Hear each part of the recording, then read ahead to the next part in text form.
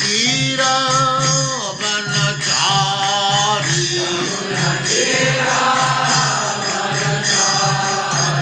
यमुना तीरा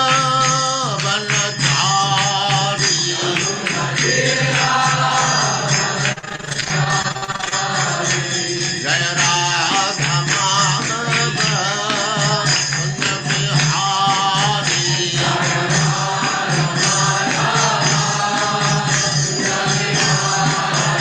जय राधा माधव कुंज बिहारी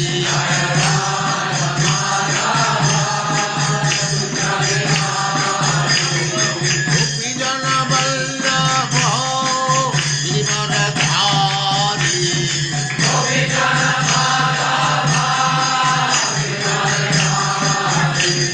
गोपी जन वल्लभ गिरिवरधारी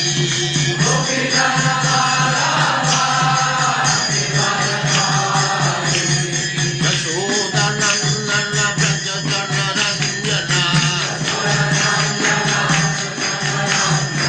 यशोदनंदन व्रज जन रंजना यमुना तीरा बनचारी जय राधा माधव कुंज बिहारी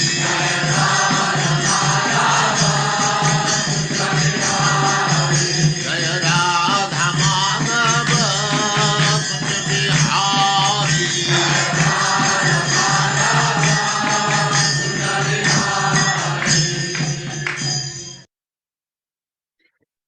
ओम नमो भगवते वासुदेवाय। ओम नमो भगवते वासुदेवाय। ओम नमो भगवते वासुदेवाय। ओम नमो भगवते वासुदेवाय। ओम नमो भगवते वासुदेवाय। ओम नमो भगवते वासुदेवाय। नारायणं नमस्कृत्य नारायणं नमस्कृत्य नरं चैव नरोत्तमं नरं चैव नरोत्तमं देवीं सरस्वतीं व्यासं देवीं सरस्वतीं व्यासं ततो जयमुदीरये। ततो जयमुदीरये। नष्टप्रायेषु भद्रेषु नष्टप्रायेषु भद्रेषु नित्यं भागवत सेवया नित्यं भागवत सेवया भगवते उत्तम श्लोके भगवते उत्तमश्लोके भक्तिर्भवति नैष्ठिकी। भक्तिर्भवति नैष्ठिकी। हरे कृष्ण। आप सबका स्वागत है। हरे कृष्ण प्रभु जी, दंडवत प्रणाम। हरे कृष्ण। आज हम 7वें श्लोक से आगे बढ़ रहे हैं, जिसमें माँ देवहूति स्तुति कर रही भगवान कपिल की। अतो स्वपचो अतो गरीयान् यत् जिह्वाग्रे वर्तते नाम तुभ्यं ते पुः तपस्ते जुहुवुः स्नुर् आर्या सस्नुर् आर्या ब्रह्म अनुचुः नाम गृह्णन्ति ये ते। एक बार और पढ़ता हूँ, ध्यान से देखिए। अहो बत स्वपचो अतो गरीयान् यत् जिह्वाग्रे वर्तते नाम तुभ्यं ते पुः तपहते या तपस्ते जुहुः सस्नुर् आर्या ब्रह्म अनुचुः नाम गृह्णन्ति ये ते। मेरे साथ पढ़िए। अहो बत स्वपचो अतो गरीयान् अहो बतो गरीयान् यत् जिह्वाग्रे वर्तते नाम तुभ्यं यज्जाग्रे वर्तते नाम तुभ्यं ते पुः तपहते जुहुवुः सस्नुरार्या ते पुष्पस्ते जुहुवुः सस्नुरार्या ब्रह्म अनुचुः नाम गृह्णन्ति ये ते। ब्रह्मानुचुनानुचुनाम गिणन्ति ते। शब्दार्थ है अहो वत, ओह धन्य है, स्वपचः कुत्ता खाने वाला, अतः अतएव गरियान पूज्य, यद जिसकी जिह्वा अग्रे, जीव के अगले भाग पर वर्तते है, नाम पवित्र नाम, तुभ्यम तुमको, ते पुह तपः अभ्यासकृत तपस्या, ते वे जुहुवुः अग्नि यज्ञ हवन संपन्न किए, सस्नु पवित्र नदियों में स्नान किया, आर्या आर्यजन, ब्रह्म अनुचुः वेदों का अध्ययन किया, नाम पवित्र नाम गणंती स्वीकार करते हैं, ये जो तुम्हारे। ओ वे कितने धन्य हैं जिनकी जिह्वाएं आपके पवित्र नाम का जप करती हैं। कुत्ता खाने वाले वंशों में उत्पन्न होते हुए भी ऐसे पुरुष पूजनीय हैं। कुत्ता खाने वाले पहले थे, अब नहीं, अब तो भगवान के भक्त बन गए। जो पुरुष आपके पवित्र नाम का जप करते हैं, उन्होंने सभी प्रकार की तपस्याएं तथा हवन किए होंगे और आर्यों के सदाचार प्राप्त किए होंगे। आपके पवित्र नाम का जप करते रहने के लिए उन्होंने तीर्थ स्थानों में स्नान किया होगा, वेदों का अध्ययन किया होगा और अपेक्षित हर वस्तु की पूर्ति की होगी। कितनी अच्छी बात मां देवती कह रही है। मेरे साथ पढ़िए। ओ वे कितने धन्य हैं, वे कितने धन्य हैं जिनकी जिह्वाएं जिनकी आपके पवित्र नाम का जप करती हैं। आपके पवित्र नाम का जप करती हैं। कुत्ता खाने वाले वंशों में उत्पन्न होते हुए भी, कुत्ता खाने वाले वंशों में भी ऐसे पुरुष पूजनीय हैं। ऐसे पुरुष पूजनीय हैं। जो पुरुष आपके पवित्र नाम का जप करते हैं, जो पुरुष आपके पवित्र नाम का जप करते हैं, उन्होंने सभी प्रकार की तपस्याएं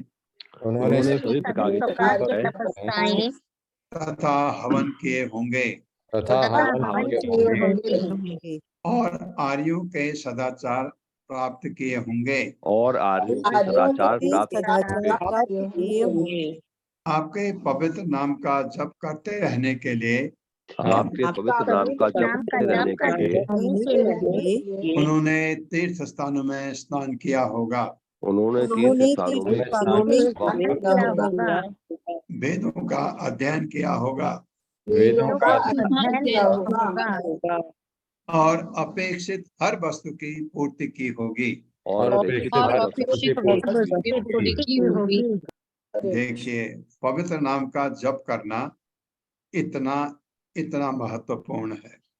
ये भागवतम 5,000 साल पहले लिखी गई, 5,000 से थोड़ा ज्यादा, 5,127 वर्ष कुछ ऐसा है, वेद व्यास ने लिखी है ये तब।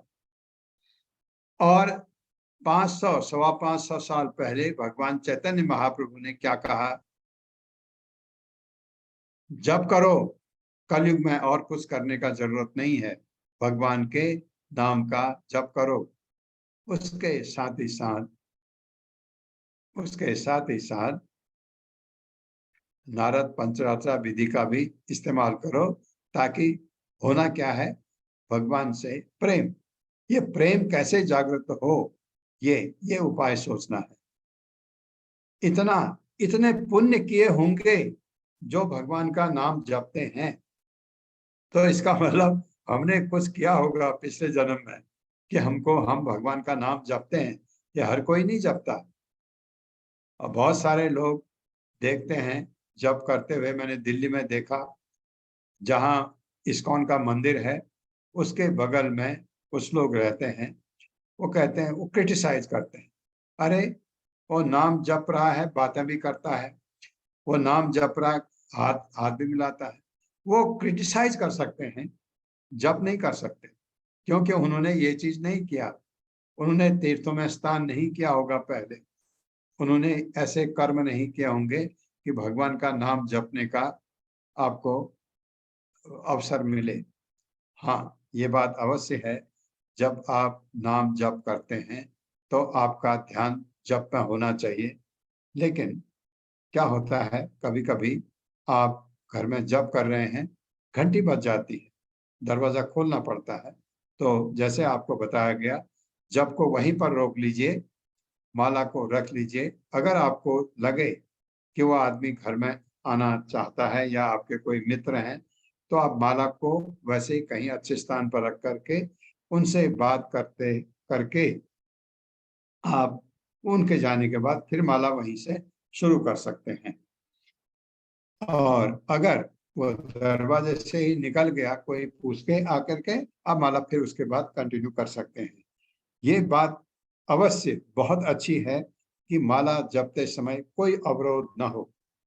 आप बहुत सारे मैंने देखा है, इस्कॉन मंदिर में बड़े बड़े सन्यासी आते हैं कभी, तो वो एक जगह बैठते हैं और वो कहते हैं मैं 2-2.5 घंटा मुझे डिस्टर्ब न किया जाए।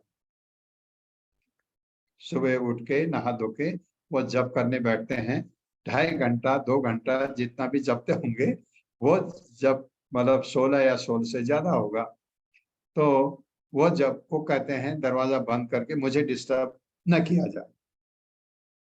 ऐसा ये बहुत ही अच्छा है। लेकिन इस्कॉन के मंदिर का डिवोटी ऐसा नहीं कर सकता, उसके तो 50 काम होते हैं। कोई आ गया, कोई फूल लेके आ गया, आपको फूल लेके आना है, कोई बिल लेके आ गया, उसको पेमेंट करना है, उनको माला रोकनी पड़ती है। तो ऐसा होता है। लेकिन एक अवस्था, इससे बचने का एक ही तरीका होता है कि सुबह आप जितनी मालाएं निकाल सकें। कब?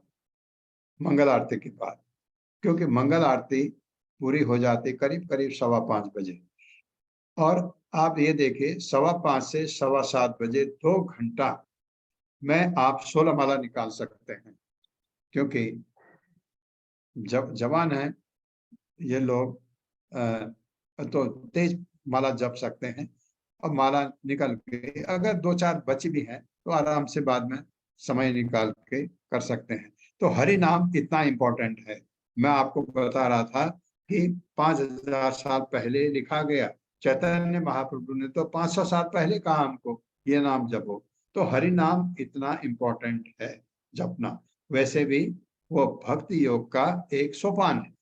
भक्ति योग, जो भक्ति करने का क्या मतलब है, हरे कृष्ण कृष्ण कृष्ण हरे हरे, हरे राम राम राम। तात्पर्य माता है। हरे कृष्णा हर्षा माता जी।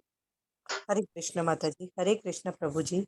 शील प्रभुपाद की जय। शील प्रभुपाद द्वारा तात्पर्य, जैसा कि पिछले श्लोक में आया है कि यदि कोई निरपराध भाव से एक बार भी भगवान के पवित्र नाम का जप करता है तो वह वैदिक यज्ञ करने का पात्र बन जाता है। श्रीमद् भागवत में इस कथन से किसी को चकित नहीं होना चाहिए। मनुष्य को ना तो अविश्वास करना चाहिए, न ये सोचना चाहिए कि भगवान का नाम जप करने के मात्र से कोई ब्राह्मण के तुल्य कैसे बन सकता है। अविश्वास करने वाले के मन से संदेह दूर करने के लिए यह श्लोक पुष्टि करता है कि भगवान के पवित्र नाम के कीर्तन की स्थिति सहसा प्राप्त नहीं हो जाती, अपितु जप करने वाला पहले सभी प्रकार के यज्ञ तथा अनुष्ठान कर चुका होता है। यह कोई आश्चर्य की बात नहीं है, क्योंकि कोई भी व्यक्ति तब तक भगवान के नाम का जप नहीं कर पाता जब तक वह नीचे की सारी अवस्थाएं यथा वैदिक अनुष्ठान करना, वेदों का अध्ययन हाँ, ऊपर से वेदों का अध्ययन तथा आर्यों जैसे सदाचार करना पार नहीं कर लेता। पहले यह सब संपन्न कर लेना होगा। जिस प्रकार विधि के विद्यार्थी से यह आशा की जाती है कि वह सामान्य शिक्षा में स्नातक होगा, उसी तरह जो भी भगवान के नाम जप हरि कृष्ण मंत्र जप में लगा हुआ है उसने नीचे की सारी अवस्थाएं पार कर ली होगी। यह कहा गया है कि जो अपनी जीभ के अग्रभाग से केवल नाम जप करते हैं वे धन्य हैं। मनुष्य को पवित्र नाम का जप भी नहीं करना होता और ना पूरी विधि समझने की आवश्यकता रहती है। जिसने अपराधी अवस्था, निरपराधी अवस्था तथा शुद्ध अवस्था सम्मिलित है। यदि पवित्र नाम को जीभ के अगले भाग पर ला दिया जाए तो वह पर्याप्त है। यहाँ यह कहा गया है कि नाम केवल एक नाम, चाहे राम हो या कृष्ण, पर्याप्त है। ऐसा नहीं है कि मनुष्य को भगवान के सारे नामों का जप करना पड़े। भगवान के नाम तो असंख्य हैं और मनुष्य को यह सिद्ध उस करने के लिए उसने समस्त वैदिक अनुष्ठानों को पूरा कर लिया है। सारे नामों के जप की आवश्यकता नहीं रहती। यदि वह एक बार भी जप करता है तो समझिए कि उसने सारी परीक्षाएं उत्तीर्ण कर ली है। जो लोग 24 घंटे जप करते रहते हैं उनकी तो कोई बात ही नहीं। यहाँ विशेष रूप से तुभ्यम अर्थात केवल तुझको प्रयुक्त हुआ है। मनुष्य को ईश्वर का नाम लेना चाहिए। मायावादी चिंतकों को की तरह कोई भी नाम नहीं, किसी देवता या भगवान की शक्तियों के नाम नहीं, केवल परमेश्वर का नाम प्रभावशाली होता है। जो मनुष्य परमेश्वर के नाम की तुलना देवताओं से करता है वह पाखंडी है, अपराधी है। पवित्र नाम के कीर्तन किसी इंद्रिय तृप्ति या व्यवसाय की दृष्टि से नहीं, अपितु परमेश्वर को प्रसन्न करने के लिए किया जाता है। यदि यह शुद्ध भाव से हो तो ऊपर से भले ही कोई निम्न परिवार से में यथा चंडाल के घर में क्यों न जन्म ले, वह धन्य है, क्योंकि वह न केवल अपने को शुद्ध करता है अपितु अन्यों का उद्धार करने में समर्थ होता है। वह दिव्य नाम की महत्ता के विषय में बोल सकता है, जैसे ठाकुर हरिदास ने किया। वह एक मुसलमान परिवार में जन्मे थे, किंतु निष्कपट भाव से उन्होंने परमेश्वर का नाम जप किया। अतः भगवान चैतन्य ने उन्हें नाम प्रचार का आचार्य बना दिया। वे उस कुल में उत्पन्न थे जहाँ वैदिक विधि विधानों का पालन नहीं होता था। चैतन्य महाप्रभु तथा अद्वैत प्रभु ने उन्हें आचार्य रूप में स्वीकार किया, क्योंकि वे निष्कपट भाव से भगवत नाम का जप करते थे। चैतन्य महाप्रभु तथा अद्वैत प्रभु ने तुरंत स्वीकार किया कि हरिदास ने पहले ही सारी सब तपस्याएं कर ली है, वेदों का अध्ययन कर लिया है और सारे यज्ञ संपन्न कर लिए हैं। यह स्वतः गेय है। गेय है, किंतु वंश परंपरा वाले ब्राह्मण, उन्हें स्मार्त ब्राह्मण कहा जाता है, का मत है कि यदि भगवत नाम जप करने वालों को शुद्ध मान लिया जाए तो भी उन्हें वैदिक अनुष्ठान कराने होते हैं या अगले जन्म में ब्राह्मण कुल में उत्पन्न होने तक प्रतीक्षा करनी होगी, जिससे वे वैदिक अनुष्ठान कर सके। किंतु वास्तविक ऐसा है नहीं। ऐसे व्यक्ति को शुद्ध होने के लिए अगले जन्म तक प्रतीक्षा नहीं करनी होती, वह तुरंत शुद्ध हो जाता है। ऐसा मान लिया जाता है कि उसने सभी प्रकार के अनुष्ठान पहले से ही कर रखे हैं। ऐसे अनेक वैदिक कार्य हैं जिनका उल्लेख यहाँ नहीं हुआ। पवित्र नाम का जप करने वाले उन्हें पहले ही संपन्न कर चुके होते हैं। जुहुवह शब्द सूचित करता है कि भगवत नाम का जप करने वाले पहले ही सारे यज्ञ कर चुके हैं।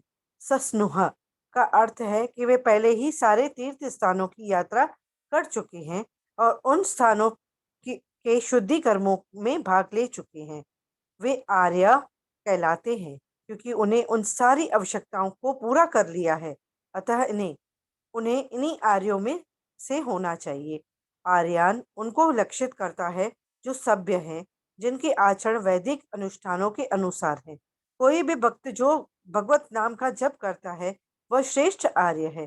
कोई वेदों का अध्ययन किए बिना आर्य नहीं हो सकता, किंतु भगवत नाम जप करने वाले को स्वतः मान लिया जाता है कि उन्होंने सारे वैदिक साहित्य पहले ही पढ़ लिया है। यहाँ पर अनुचह विशिष्ट शब्द के रूप में प्रयुक्त है, जिसका अर्थ है चूंकि उन्होंने समस्त संस्तुतः कार्य कर लिए हैं अतः वे गुरु होने के योग्य है। इस श्लोक में प्रयुक्त गुणंती शब्द इसका सूचक है कि पहले ही अनुष्ठानों के संपन्न करने के से सिद्ध अवस्था प्राप्त हो चुकी है। यदि कोई उच्च न्यायालय के बेंच में आसीन होकर मुकदमों का फैसला करने लगता है तो इसका अर्थ है कि उसने सारी विधि परीक्षाएं उत्तीर्ण कर ली हैं और उन लोगों से श्रेष्ठ है जो विधि परीक्षाएं देने वाला है या भविष्य में विधि का अध्ययन करने की आकांक्षा रखते हैं। इसी प्रकार जो व्यक्ति भगवत नाम का जप करते हैं वे उनसे बढ़कर हैं, जो वास्तविक में वैदिक अनुष्ठान करते हैं और जो योग्य बनने के लिए आशा करते हैं, या दूसरे शब्दों में जो लोग ब्राह्मण कुल में जन्म लेते हैं किंतु जिनके संस्कार नहीं हुए रहते, फलतः वे भविष्य में वैदिक अनुष्ठानों का अध्ययन करने तथा यज्ञों को संपन्न करने की आशा बनाए हुए हैं। अनेक स्थलों पर ऐसे वैदिक कथन मिलते हैं जिनमें कहा गया है कि जो कोई भगवत नाम का जप करता है वह तुरंत बद्ध जीवन से मुक्त हो जाता है और जो भगवान नाम का श्रवण करता है वह भी भले ही चंडाल के घर क्यों ना उत्पन्न हो भवपाश से छूट जाता है। हरे कृष्ण प्रभु जी। भवपाश से छूट जाता है। ये भौतिक माया के जाल से इससे छूट जाता है। तो पवित्र नाम का जप इतना इम्पोर्टेंट है। इसको ये और भगवान चैतन्य महाप्रभु ने हमको कहा कि कलयुग में हरे नाम हरे नाम है केवलम कलव नास्ते एव गतिर अन्यथा, और कोई उपाय नहीं। हरे नाम, भगवान का नाम जपो। और उन्होंने मंत्र भी दे दिया। ये मंत्र चैतन्य महाप्रभु का बनाया हुआ नहीं है, ये पुराणों में ये मंत्र ऑलरेडी है। हरे कृष्ण कृष्ण कृष्ण हरे हरे, हरे राम राम राम हरे हरे। हाँ, कुछ लोग इसको हरे राम पहले पढ़ते हैं, कोई फर्क नहीं पड़ता। कुछ लोग पढ़ते हैं हरे राम राम राम हरे हरे, हरे कृष्ण कृष्ण कृष्ण हरे हरे। कैसे भी पढ़ो ये। अब हरि नाम का जप, भले ही आप कोई सब भगवान का नाम, भगवान के बहुत सारे नाम, असंख्य असंख्य नाम आप देख रहे हैं। भगवान कपिल है इधर अभी जो हम पढ़ रहे हैं, है ना। भगवान कृष्ण है, बलराम है, अनिरुद्ध है, और क्या है, वासुदेव, शंकरषण है, वासुदेव है, और विष्णु है, हाँ कल्कि है, और आप नृसिंहदेव भगवान है, वाराह है, मत्स्य है, कूर्मा है। आप किसी नाम को जपिए, लेकिन हर नाम जपने की जरूरत नहीं है, ये स्पष्ट बताया गया है। एक नाम जपो। और प्रभुपाद क्या कहते हैं, अगर आप ध्यान से हरे कृष्ण कृष्ण कृष्ण हरे हरे, हरे राम राम राम हरे हरे आप अगर जपें, आंख बंद करके देखें, भगवान कृष्ण आपके जीभ में नाच रहे होंगे। इतना अच्छा प्रभुपाद ने बोला है, क्योंकि आपकी जीभ इतनी शुद्ध हो जाती है। ये जीभ का कार्य है। इससे आप गाली करें किसी को, किसी का अपमान करें, किसी के लिए अपशब्द बोलें, ये जीभ उस काम भी आ सकती है। ये जीभ भगवान का नाम जपें तो आपके मुंह से गलत शब्द आएंगे नहीं, ये क्योंकि इतनी शक्ति हो जाती है। ये तो एक तो जपने, जीभ जपने के काम भी आते हैं, बोलने के काम भी। बोलने का काम एक्चुअली मुंह का बोला जाता है, क्योंकि उसमें आपके होंठ भी काम करते हैं, जीभ भी काम करती है, और हमारे ये ओरल कैविटी जो है, पूरा जो अंदर है, ये सब काम आता है। लेकिन मुख्य काम जीभ का है। जीभ नहीं है, आप पकड़ के देख लीजिए, आप बोल ही नहीं सकते। जीभ का एक काम तो ये है, भगवान का नाम जपना। दूसरा काम जीभ का है, चटोरी है, हर चीज चाहिए चटपटा, बहुत बढ़िया बढ़िया खाना। जीभ का, जिह्वा बेगम उदरो पस्त बेगम, हमने पढ़ा है ये, कि जीभ का इस वेग को, जो दूसरा वेग है, उसको हमको रोकना होता है कि जीभ हर चीज की तरफ ललचाए नहीं। वही आंख हर चीज की तरफ ललचाए नहीं, कान हर चीज की तरफ ललचाए नहीं, उसी चीज की तरफ ललचाए जहां जो भगवान से जिसका संबंध है। तो हरि नाम इतना इंपॉर्टेंट है जपना। 8वां श्लोक, तम त्वाम अहम ब्रह्म परम पुमांसम प्रत्यक्षो तस्य आत्मनि संविभाव्यम स्वतेजसा ध्वस्त गुण प्रवाहम वंदे विष्णु कपिलम वेद गर्भम। मेरे साथ पढ़िए। तम त्वाम अहम ब्रह्म परम पुमांसम तं त्वामहं ब्रह्म परं पुमांसम् प्रत्यक्षोतसि आत्मनि संविभाव्यम प्रत्यक्षस्रोतसिता आत्मनि संविभाव्यम् स्वतेजसा ध्वस्त गुण प्रवाहम स्वतेजसा ध्वस्तगुणप्रवाहम् वंदे विष्णु कपिलम वेद गर्भम। वन्दे विष्णुं कपिलं वेदगर्भम्। शब्दार्थ है तम उसको, त्वाम तुमको, अहम मैं, ब्रह्म ब्रह्म, परम परम, पुमांसम परमेश्वर को, प्रत्यक्षोतसि अंतर्मुखी, आत्मनि मन में, संविभाव्यम ध्यान किया अनुभूत, स्वतेजसा अपनी शक्ति से, ध्वस्त विलीन, गुण प्रवाहम प्रकृति के गुणों का प्रवाह, बंदे नमस्कार करती हूँ।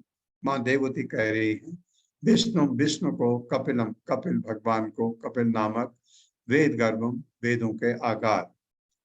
हे भगवान, मुझे विश्वास है कि आप कपिल नाम से स्वयं पुरुषों भगवान विष्णु अर्थात पर ब्रह्म हैं। सारे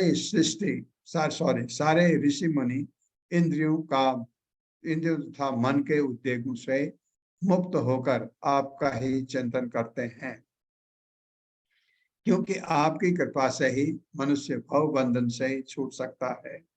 प्रलय के समस्त सारे वेद आप में ही स्थान पाते हैं, इसमें लिखा नहीं है, और मैं आपको नमस्कार करते हैं। यह है बंदे, बंदे का मतलब। मेरे साथ पढ़िए।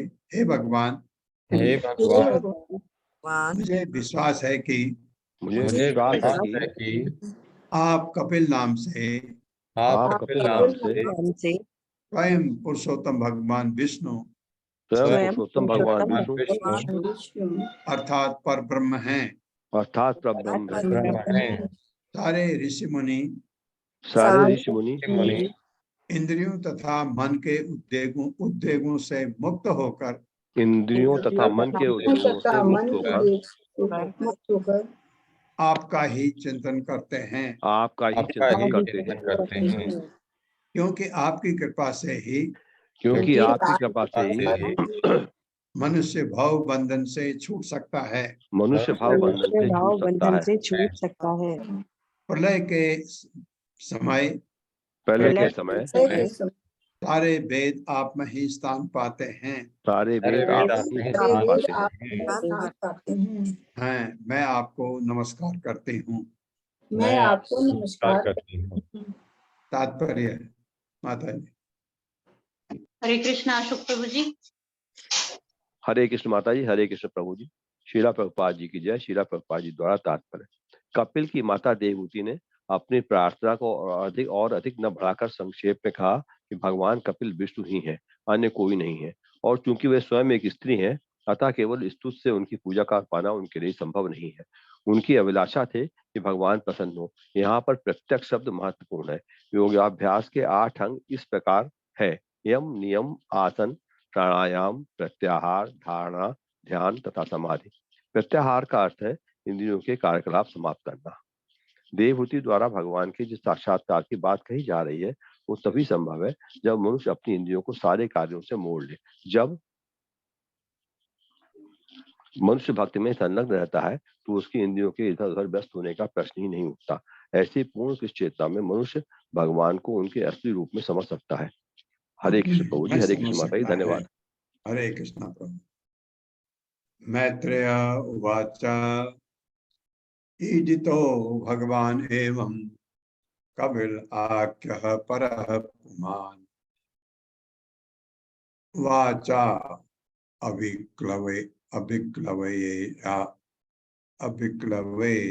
अभिक्लवेति आह मातरम मातृवत्सलः। मेरे साथ पढ़िए। मैत्रेय वाचा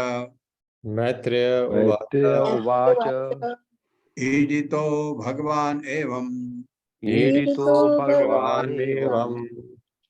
कपिल आख्यः परः पुमान् कपिलाख्यः परः पुमान् वाचा अविक्लवयेति आह वाचाभिक्लवयेत्याह मातरं मातृवत्सलः। मातरं मातृवत्सलः। शब्दार्थ मैत्रेय वाचा, मैत्रेय ने कहा, ईडितः प्रशंसा किए जाने पर भगवान ने एवं इस प्रकार कपिल आख्या, कपिल नामक परह परम पुमान पुरुष वाचा शब्दों से अभिक्लवया गंभीर इति इस प्रकार उत्तर दिया, मातरम अपनी माता को, मातृवत्सलः अपनी माता का दुलारा। इस प्रकार अपनी माता के शब्दों से प्रसन्न होकर मातृवत्सल भगवान कपिल ने गंभीरता पूर्वक उत्तर दिया। मेरे साथ पढ़िए, इस प्रकार अपनी माता के शब्दों से, इस प्रकार अपनी माता के शब्दों से प्रसन्न होकर मातृवत्सल भगवान कपिल ने गंभीरता पूर्वक उत्तर दिया।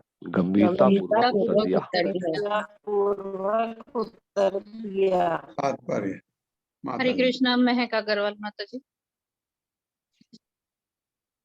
हरे कृष्णा माता जी। हरे कृष्णा प्रभु जी। तात्पर्य शील प्रभुपाद जी के द्वारा। शील प्रभुपाद जी की जय। क्योंकि भगवान सर्वपूर्ण है, अतः अपनी माता के प्रति उनका स्नेह का प्रदर्शन भी पूर्ण था।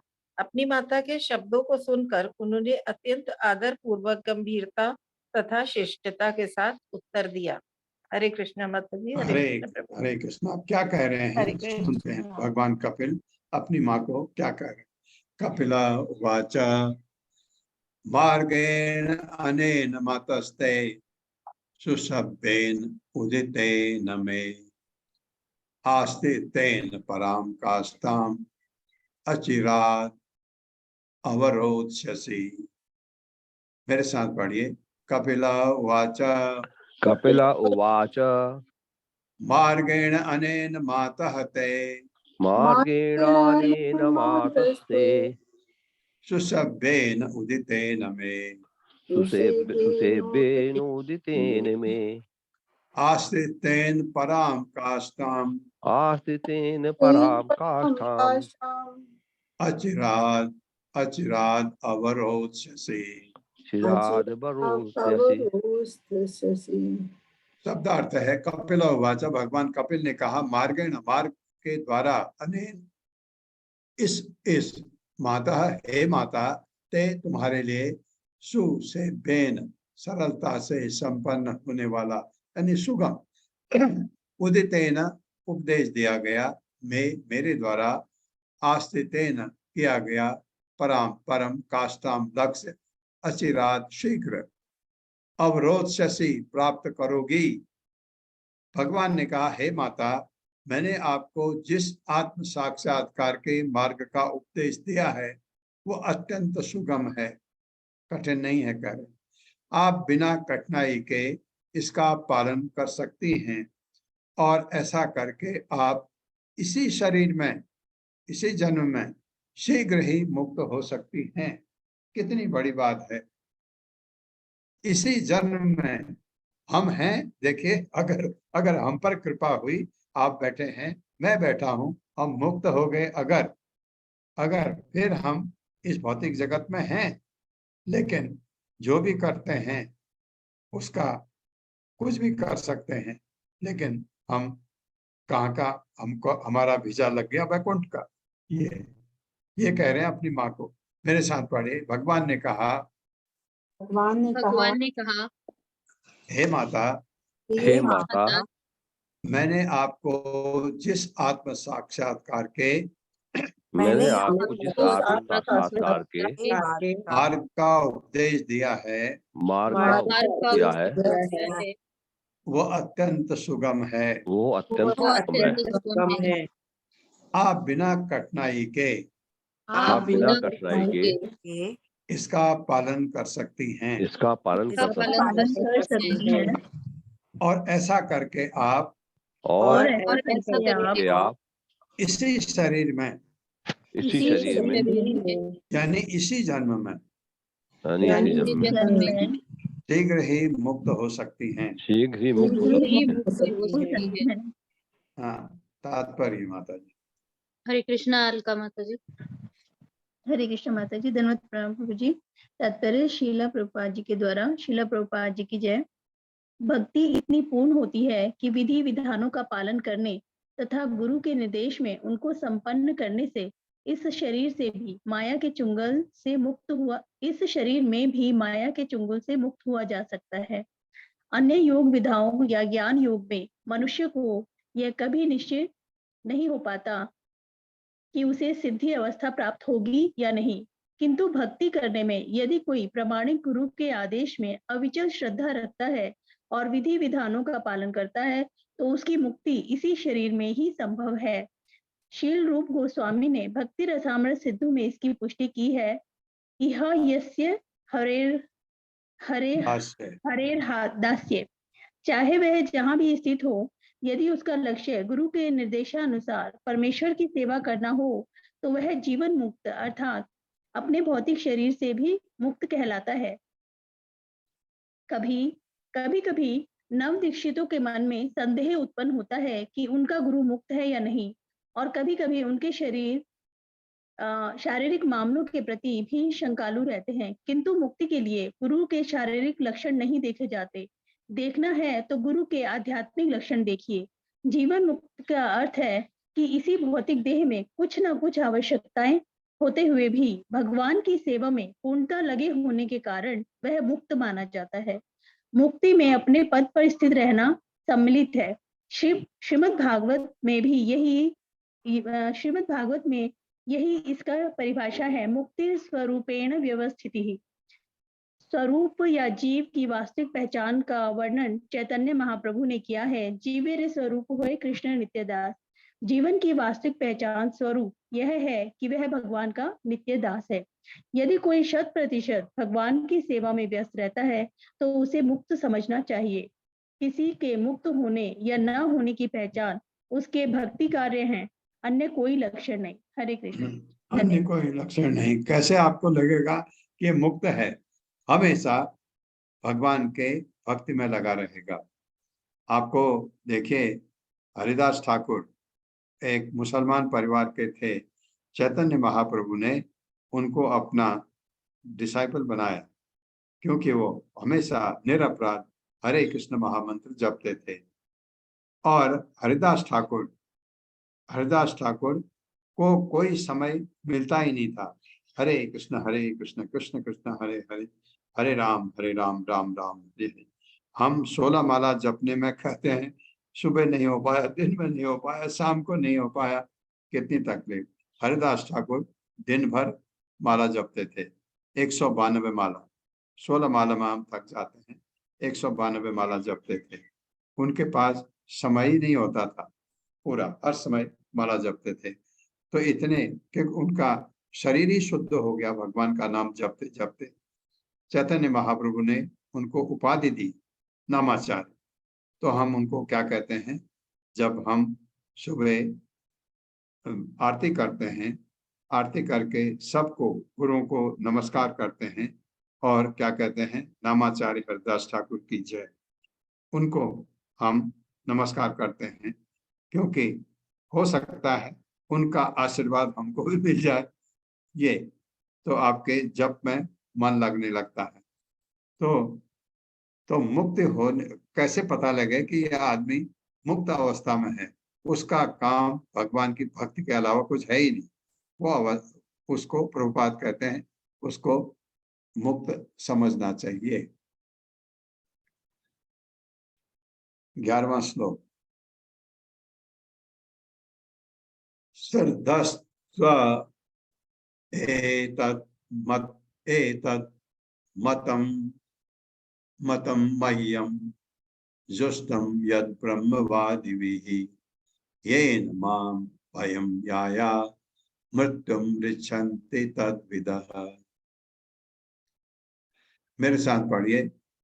श्रद्धस्त्व एतन्मतं मह्यम श्रद्धस्त्व एतन्मतं मह्यं जुष्टम जुष्टम यद ब्रह्मवादिभिः जुष्टम यद ब्रह्मवादिभिः येन माम भयम याया येन माम भयं याया मृत्युम रिच्यन्ते तद्विदः। मृत्युमिच्छन्त्यतद्विदः। ना और छूट गया, मृत्युम रिच्यन्ते अतद्विदः। तद्विदः। मैंने रिच्छन्ति कहा ना, रिच्छन्ति मैं कहूंगा त्य को, रिच्छन्त्य है, अगर मैं रिच्छन्त यूज करूंगा तो ओ आएगा, अतद्विदः। ठीक है, शब्दार्थ है सदस्त्व, आप आश्वस्त रहें, एतत् इस विषय में, मतम उपदेश, मह्यम मेरा, जुष्टम पालन किया गया, यत जो ब्रह्मवादी भी अध्यात्मवादियों द्वारा, ये न जिससे माम मुझको, अभयम भय रहित, याया तुम पहुंचोगी, मृत्यु मृत्यु को, रिच्छन्त प्राप्त करते हैं, अतद्विदः जो लोग इससे अवगत नहीं हैं। हे माता, भगवान कपिल कह रहे हैं देवहूति को, हे माता, जो लोग वास्तव में अध्यात्मवादी हैं वे निश्चित ही मेरे उपदेशों का पालन करते हैं जो मैंने आपको बताए हैं। आप आश्वस्त रहें, यदि आप इस आत्म साक्षात्कार के मार्ग पर सम्यक रीति से चलेंगी तो आप समस्त भयावह भौतिक कलमश से मुक्त होकर अंत में मेरे पास पहुंचेंगी। हे माता, जो लोग भक्ति की इस विधि से अवगत नहीं हैं वे जन्म मरण के चक्र से बाहर नहीं निकल सकते। मेरे साथ पढ़िए, हे माता, हे माता, जो लोग वास्तव में अध्यात्मवादी हैं, जो लोग वास्तव में अध्यात्मवादी हैं, वे निश्चित ही मेरे उपदेशों का पालन करते हैं। वे निश्चित ही मेरे उपदेशों का पालन करते हैं। जो मैंने आपको बताए हैं, जो मैंने आपको बताए हैं।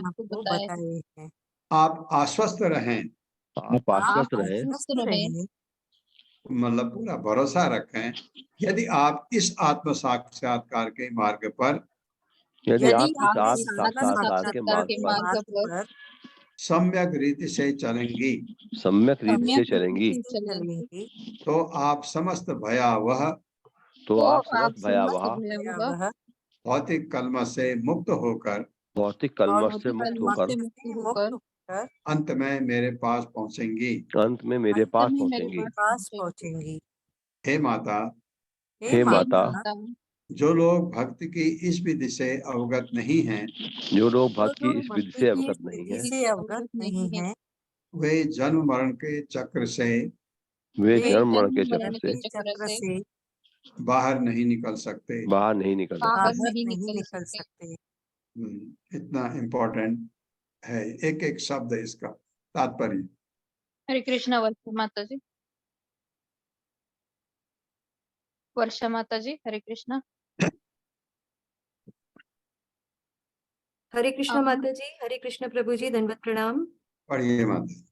तात्पर्य श्रील प्रभुपाद द्वारा। श्रील प्रभुपाद की जय। यह भौतिक अस्तित्व चिंताओं से भरा है, अतः भयावह है। जो इस भौतिक अस्तित्व से छूट जाता है वह स्वतः सभी चिंताओं तथा भय से मुक्त हो जाता है। जो भगवान श्री कपिल द्वारा प्रतिपादित भक्ति पथ का अनुसरण करता है वह सरलता से मुक्त हो जाता है। हरे कृष्ण प्रभु। ये मुक्त हो जाता है इसी जीवन में, जो मैं कह रहा था। भगवान कपिल ने कहा अपनी माँ देवहूति को, इसी जन्म में आप मुक्ति पा सकती हैं। कैसे पता लगा कि मुक्ति मिल गई? जो तो बताए हैं प्रभुपाद ने। एक चीज आपको बताता हूं कि वो भय से मुक्त हो जाता है। भय होता ना हमको, अरे ये हो जाएगा, ये हो जाएगा, उसको पता है अब तो मेरा कुछ है ही नहीं यहाँ। आप ये सोचते हैं मेरा ये गड़बड़ हो जाएगा, मेरे ये गड़बड़ हो जाएगा। ये चीजें हमारे इस जीवन में हमको भय दिलाती हैं। अरे ये नहीं हुआ तो क्या होगा, ये नहीं हुआ तो क्या होगा। और जो भगवान की भक्ति पर है शुद्ध रूप से, वो कहेगा वो तो भगवान की इच्छा है। अगर कुछ नहीं हुआ कि भगवान की इच्छा नहीं है, उसका भय खत्म हो जाता है। ये सबसे बड़ी बात है भक्ति में। अगर हम अभय हो जाएं, और कैसे होंगे? भक्ति करते करते। आप चिंता मत करिए, आप हरि नाम जपते जाइए और एक दिन ऐसा आएगा कि आप भय से मुक्त हो जाएंगे, आपको कोई भय नहीं रहेगा। आपके घर में कोई ऐसी परिस्थिति भी आएगी जिसमें बहुत दुखी हो जाएंगे, आप भय नहीं। ये है, ये भगवान की कि ये इसका मेरा प्रारब्ध है और भगवान की इच्छा से ये सब हो रहा है। ऐसे ऐसे व्यक्ति में ये कहने वाली बात अलग है, एक अनुभूति करने वाली बात अलग है। ऐसी अनुभूति होने लगेगी हम लोगों को भी। मैत्रेय उवाच इति प्रदर्श्य भगवान सतीं ताम आत्मनो गतिम स्वमात्रा ब्रह्मवादिन्या कपिलो अनुमतो ययौ। मेरे साथ पढ़िए। मैत्रेय उवाच मैत्रेय उवाच इति प्रदर्श्य भगवान इति इति प्रदर्श्य प्रदर्श्य भगवान् सतीं ताम आत्मनो गतिम सतीं तामात्मनो गतिम् स्वमात्रा ब्रह्मवादिन्या स्वमात्रा ब्रह्मवादिन्या कपिलो अनुमतो ययौ। कपिलोऽनुमतो ययौ। शब्दार्थ है मैत्रेय वाचा, मैत्रेय ने कहा इति इस प्रकार, प्रदर्श उपदेश देकर भगवान सतीम आदरणीय को ताम उस आत्म साक्षात्कार का गतिम पद स्वमात्रा अपनी माता से ब्रह्मवादिन्या स्वरूप सिद्ध कपिल भगवान कपिल के अनुमत आज्ञा दी ययौ चला गया।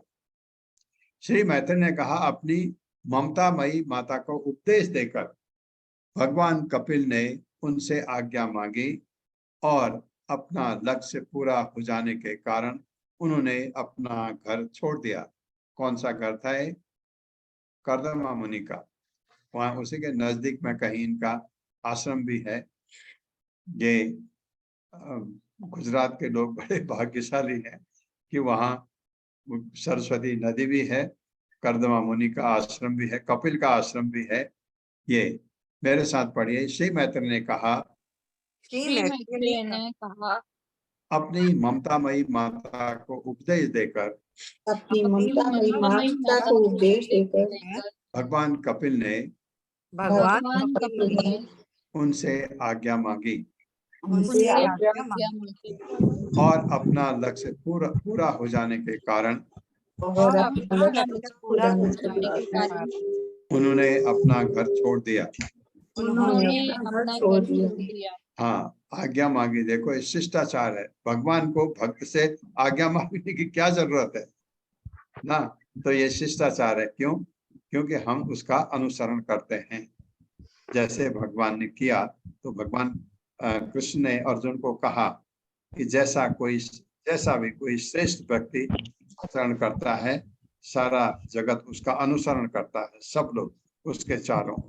यहाँ भगवान ने आज्ञा मांगी अपनी माँ से, वहां से, क्योंकि उन्होंने सांख्य योग का पूरा दर्शन दे दिया। अब वो निकलने वाले हैं, क्योंकि जगह जगह भ्रमण करेंगे। तात्पर्य माता जी। हरे कृष्णा। संतोषी गुप्ता माता जी। संतोषी गुप्ता माता जी, हरे कृष्णा जी। अनम्यूट कीजिए माता जी। हरे कृष्णा प्रभु जी, दंडवत प्रणाम। हरे कृष्णा माता जी।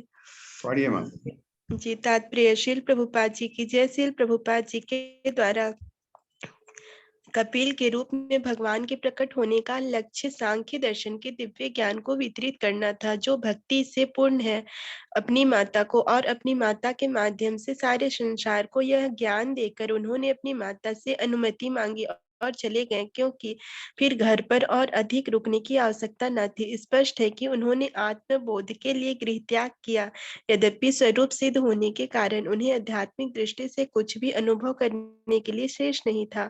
अतः भगवान ने सामान्य व्यक्ति की भांति आचरण करते हुए यह उदाहरण प्रस्तुत किया, जिससे अन्य लोग उनसे शिक्षा ग्रहण करें। निसंदेह वे अपनी माता के पास रह सकते थे, किंतु उन्होंने बताया कि परिवार में उनके रहने की कोई आवश्यकता नहीं है। सबसे अच्छा है ब्रह्मचारी, सन्यासी या वानप्रस्थ बनकर अकेले रहा जाए और जीवन भर कृष्ण चेतना का अनुशीलन किया जाए। जो लोग अकेले नहीं रह सकते उन्हें गृहस्थ जीवन में अपनी पत्नी तथा बच्चों के साथ रहने की छूट है, जो इंद्रिय तृप्ति के लिए नहीं अपितु कृष्ण चेतना के अनुशीलन के लिए दी जाती है। धन्यवाद प्रभु जी। हरे हरे कृष्णा। कृष्णा माता जी। आखिरी ये सेंटेंस आपने बहुत अच्छा पढ़ा। जो अकेले नहीं रह सकते उन्हें गृहस्थ जीवन में अपनी पत्नी बच्चों के साथ रहने की छूट है। कब? जब वो भगवान घर को कृष्णमयी बना दें, इंद्र तृप्ति के लिए नहीं बल्कि कृष्ण चेतना के अनुशीलन के लिए ऐसा करते हैं तो गृहस्थ में रहना बहुत अच्छा है, कोई गलत नहीं है। आप गृहस्थ में रहते हुए भी भगवत धाम जा सकते हैं, क्योंकि अगर आपने इंद्र तृप्ति के लिए नहीं बल्कि कृष्ण चेतना के लिए अनुशीलन के लिए। 13वां श्लोक। सा च अपि तनयोक्तेन योग आदेशेन योगयुक्त तस्मिन् आश्रम आपीडे सरस्वत्या समाहिता। मेरे साथ। सा च अपि तनयोक्तेन योग आदेशेन योगादेशेन तस्मिन् आश्रम आपीडे सरस्वत्या समाहिता। शब्दार्थ है सा वह, च तथा, अपि भी, तनय अपने पुत्र द्वारा उक्तेन कहा गया, योग आदेशेन योग संबंधी उपदेश से, योग युक्त भक्ति योग में लगी हुई, तस्मिन उस आश्रम में कुटिया में, आपीडे पुनों का मुकुट, सरस्वत्या सरस्वती का समाहिता समाधि में स्थित। अपने पुत्र के उपदेशानुसार देवहूति उसी आश्रम में भक्ति योग का अभ्यास करने लगी। उन्होंने कर्दम मुनि के घर में समाधि लगाई। समाधि का मतलब हर्षमय भगवान में मन, जो फूलों से इस प्रकार सुसज्जित था। कौन? कर्दम मुनि का आश्रम। मानो सरस्वती नदी का फूलों का मुकुट हो, इतना सुंदर। कैसे? कौन करता था ये? कर्दम मुनि की योग शक्ति थी, जिससे वो घर ऐसा संपन्न रहा। मेरे साथ पढ़े। अपने पुत्र के उपदेशानुसार, अपने पुत्र के उपदेशानुसार देवहूति उसी आश्रम में भक्ति योग का अभ्यास करने लगी। उन्होंने कर्दम मुनि के घर में समाधि लगाई। जो फूलों से इस प्रकार सुसज्जित था, मानो सरस्वती नदी का फूलों का मुकुट हो। तात्पर्य माता जी। हरे कृष्णा। रीटा कथुरिया माता जी। हरे कृष्णा। सुशील गुप्ता प्रभु जी। हरे कृष्ण माता जी। जी रीटा माता जी पढ़िए आप।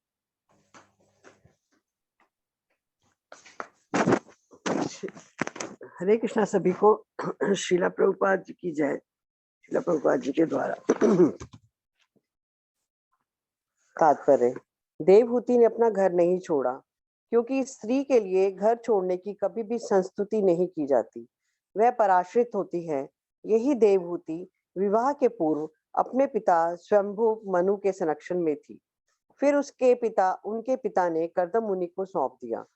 अपनी युवावस्था में वे अपने पति के संरक्षण में थीं, और तभी उन्होंने पुत्र रूप में कपिल को जन्म दिया। जो ही पुत्र बड़ा हुआ, उनके पति ने घर त्याग दिया। वे चाहती तो घर छोड़ सकती थी, किंतु उन्होंने ऐसा नहीं किया। वे घर में ही रहकर अपने महान पुत्र कपिल मुनि के उपदेश के अनुसार भक्ति योग का अभ्यास करने लगी। उनके भक्ति योग के कारण ही उनका पूरा घर सरस्वती नदी पर फूल के मुकुट सा बन गया। हरे कृष्णा। इतना सुंदर। हरे कृष्णा माता। ये क्या? ये शास्त्रों में कहा गया है कि पहले लड़की पिता के संरक्षण में शादी के बाद पति के संरक्षण में और बुढ़ापे में पुत्र के संरक्षण में, क्योंकि पति तो संन्यास लेके चला जाता था तो पुत्र उसका संरक्षण करता था, इसलिए लड़की की शादी होनी चाहिए, ऐसा शास्त्र कहते हैं।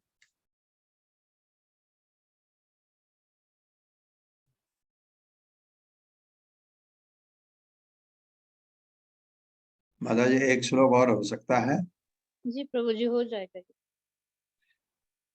अभीक्षण अवगाह कपिशान जटिलान कुटिल आलकान आत्मानां च उग्र तपसा बिभ्रति चीर्णम कृशम। मेरे साथ पढ़िए।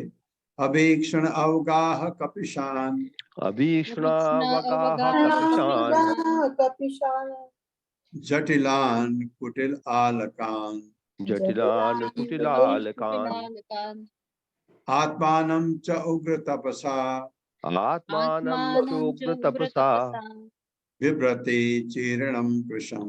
बिभ्रति चीर्णम कृशम।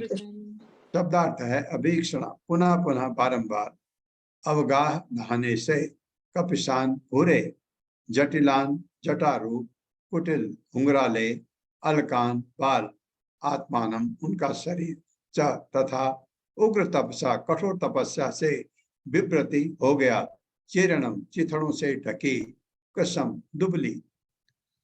वे 3 बार स्नान करने लगी देवहूति, और इस तरह उनके घुंघराले काले काले बाल क्रमशः भूरे पड़ गए। तपस्या के कारण उनका शरीर धीरे धीरे दुबला हो गया और वे पुराने वस्त्र धारण किए रही, कोई नया वस्त्र नहीं था। वही मेरे साथ पढ़िए। वे 3 बार स्नान करने लगी, वे 3 बार स्नान करने लगी, और इस तरह उनके घुंघराले बाल, और इस तरह उनके घुंघराले काले काले बाल, काले काले बाल क्रमशः भूरे पड़ गए। भूरे पड़ गए। तपस्या के कारण उनका शरीर धीरे धीरे दुबला हो गया, धीरे धीरे दुबला हो गया, और वे पुराने वस्त्र धारण किए रही, और वे पुराने वस्त्र धारण किए रही। तात्पर्य माता जी। हरे कृष्णा। सुशील गुप्ता प्रभु जी। हरे कृष्णा प्रभु जी, हरे कृष्णा माता जी, दंडवत प्रणाम। श्रील प्रभुपाद की जय। तात्पर्य श्रील प्रभुपाद द्वारा। योगी ब्रह्मचारी वानप्रस्थ तथा सन्यासी दिन में कम से कम 3 बार प्रातः, मध्याह्न तथा सायंकाल स्नान करते हैं। यहाँ तक कि कुछ गृहस्थ, विशेष रूप से ब्राह्मण जो आध्यात्मिक चेतना में उत्पन्न होते हैं, वे भी इसका पालन करते हैं। देवहूति एक राजा की पुत्री और राजा के ही समान महानुभाव की पत्नी भी थी। यद्यपि कर्दम मुनि राजा न थे, किंतु अपने योग बल से उन्होंने देवहूति को दासियों सहित तथा समस्त ऐश्वर्य के साथ रखा, किंतु उन्होंने अपने पति के रहते ही तपस्या सीख ली थी, अतः उन्हें संयम बरतने में कोई कठिनाई नहीं हुई। फिर भी अपने पति तथा पुत्र के चले जाने के पश्चात उन्हें कठोर तपस्या करनी पड़ी, जिससे वे दुर्बल हो गई। आध्यात्मिक जीवन में अधिक मोटा होना अच्छा नहीं है, अपितु मनुष्य को पतला होना चाहिए, क्योंकि मोटा होने पर आध्यात्मिक ज्ञान की प्रगति में बाधा पहुंचती है। मनुष्य को ना तो अधिक खाना चाहिए, ना अधिक सोना चाहिए, और ना अधिक आरामदायक स्थिति में रहना चाहिए। ऐच्छिक रूप से मनुष्य को कुछ तपस्या स्वीकार करनी चाहिए, कम भोजन करना चाहिए तथा कम सोना चाहिए। यही किसी भी योग के साधन की विधियां हैं, चाहे वो भक्ति योग हो, ज्ञान योग हो या हठ योग। हरे कृष्णा प्रभु जी, दंडवत प्रणाम। हरे कृष्णा प्रभु, हरे कृष्णा। ये बड़ा अच्छा बोला है कि मोटा होने से भक्ति में अगर आप दुबले पतले हों, आपको बहुत मदद मिलती है। मोटा होने से शरीर भारी, आपको वो शरीर ढोना पड़ता है ऐसा लगता है जैसे आपके कंधे पर कोई बोझ रखा हुआ है, भारी शरीर होने से। लेकिन एक चीज मैं आपको बताता हूँ, जो मेरा अनुभव है, कि ये मोटा कुछ लोग अपने को पहले से शरीर उनका फैटी टेंडेंसी होती, जिनमें फैट एकदम जम जाता है, उनको शुरू में ध्यान रखना होता है। मैं महिलाओं के लिए ये बात पर्टिकुलरली कह रहा हूँ कि महिलाएं अगर अपने शरीर को दुबला रखना चाहती हैं तो वो 30-35 साल से अपना ध्यान रखें, क्योंकि 40 साल के बाद उनका, क्योंकि एक्टिविटी कम हो जाती है और चर्बी जमनी शुरू हो जाती है, तो इसलिए पहले से ही ये ध्यान रखना चाहिए कि खाने में कम खाएं, इतना कम भी न खाएं कि उनको कमजोरी हो जाए, और विशेषकर रात का खाना बिल्कुल नहीं के बराबर खाना चाहिए, क्योंकि रात का खाना आप जब सुबह आप नाश्ता करते हैं, दिन भर काम करते हैं, लंच करते हैं, तो भी काम करते हैं, रात के खाने के बाद आप कोई काम नहीं करते। तो रात का खाने में एक तो फैट आपको अगर है उसमें, वो तो बिल्कुल आप में जम जाएगा। तो रात के खाने को नहीं खाया जाए, बहुत अच्छा है। 1 गिलास दूध पी के सोना ज्यादा बेटर है। अगर आप में लगता है कि आप में चर्बी जम रही है, तो ये आपके लिए बाद में अच्छा नहीं होता। वैसे आध्यात्म की तो बात छोड़िए, भौतिक जगत में भी अगर कोई भौतिकतावादी भी है, उसके लिए भी अच्छा नहीं है कि उसका शरीर मोटा रहे। तो इस चीज का प्रभुपाद समझा दे रहे हैं कि खाना कम खाना चाहिए, आराम बहुत ज्यादा नहीं करना चाहिए, सोना भी बहुत ज्यादा नहीं चाहिए रात को। अगर आपकी, प्रभुपाद ने तो 6 घंटा कहा है, रात की नींद 6 घंटा काफी है। और वैसे भी अगर आप 9 बजे सोते हैं तो 9 से 12 घंटा आयुर्वेद के हिसाब से ये 3 घंटा 4.5 घंटे के बराबर होता है। तो अपने शरीर को आप जितना हल्का रख सकते हैं, क्योंकि हल्के शरीर से काम करने में बिल्कुल आसानी होती है, भारी शरीर से आप एकदम थक जाते हैं। ओम अज्ञानतिमिरान्धस्य ज्ञानाञ्जनशलाकया चक्षुरुन्मिलितं तस्मै श्रीगुरुवे नमः। नमो विष्णुपादाय कृष्णप्रेष्ठाय भूतले श्रीमते भक्तिवेदांत स्वामिनिति नामिने।